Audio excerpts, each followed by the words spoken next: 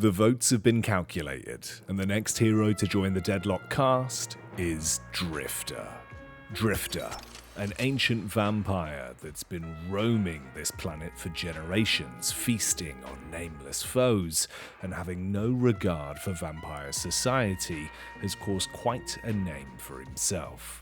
Known only as the Drifter, he continues to do what he pleases and takes no prisoners. Stained from head to toe in the blood of his foes, the Drifter is disheveled, and you can see that he's been roaming around with no permanent place to live for quite some time, tracking his foes through their scent and blood trails, and stalking his prey wherever they may go.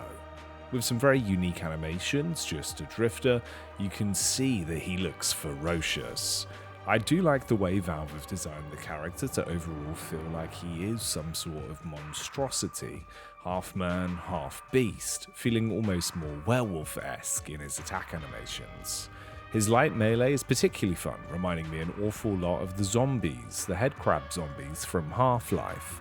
I feel like this animation must have at least been inspired by it, if not similar in design.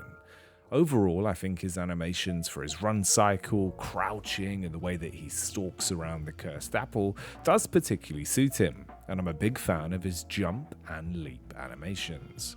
We'll come back to his leap in a few moments though. For now, let's have a look at some of his other animations. I do like the way his body looks particularly agile when he goes into the larger double jump and uses his stamina, and how he pounces forward. The slide animation is also quite sleek and certainly works with the overall character design. Next, let's look at Drifter's gun, or should I say Drifter's claws.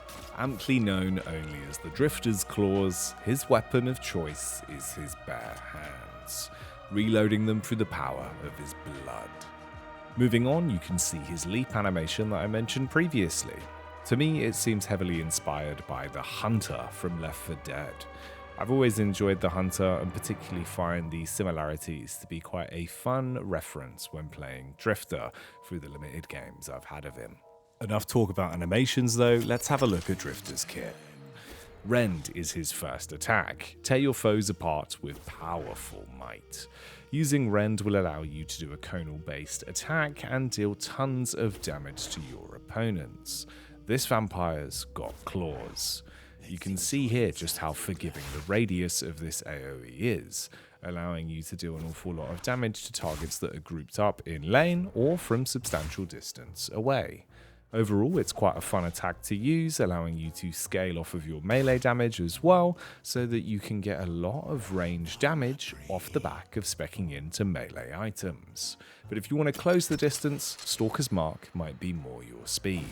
Send out a mark that will add a bleed to the target, and then, if used again, will allow you to teleport behind them, getting the drop on them and dealing major damage whilst they're panicking to try and recover.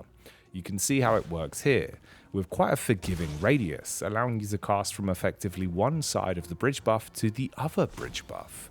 It really does give you a lot of room to engage into fights, or if used to track a low HP opponent, potentially even disengage and just get a nice gank off.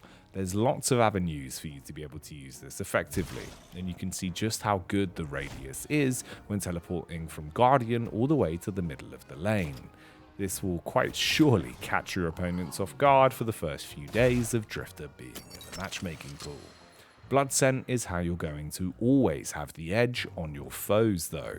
Track your prey from a distance with full knowledge of where they are. You can see here Dorman goes running in to the deli, but as he's starting to make his way down that bodega staircase, Drifter has already caught whiff of his blood trail. He'll be able to stalk his foes with the utmost understanding of where exactly they are. It gives you so much information, both video and auditorily, allowing you to track down your opponents and just completely maul them. Most of Drifter's kit is focused around a melee-esque haze. You want to track people down in an isolated fashion and then tear them to shreds. This will also permanently buff Drifter, with his passive giving him more damage the more enemies he takes down, making him a real fiend on the battlefield. Lastly, Eternal Night is his ultimate. Drifter thrives in darkness, blind your targets and then pounce upon them with increased movement speed. This is a ridiculously strong part of Drifter's kit. All of his kit is very strong, but this will always have your opponents guessing. Alongside that piercing red glow that emits from his eyes, you can see that Drifter is up to no good. The mischief will be managed when he's in lane. Casting this will blind your enemies and shroud them in this horrific feeling of unease. You can see Billy here has very limited vision and will consistently hear a sound that will try and put you on edge. Using this has quite a wide radius and will allow you to blind anyone within that AoE around you and then track them down whilst they're struggling to see where or when Drifter is. Drifter is a very aggressive character that can be used to solo out targets, forcing them into the open, burning their HP, and harassing the overall battlefield, breaking up the flow of fights. Great for disrupts and running interference, Drifter is certain to be your Haze main's new favourite pick.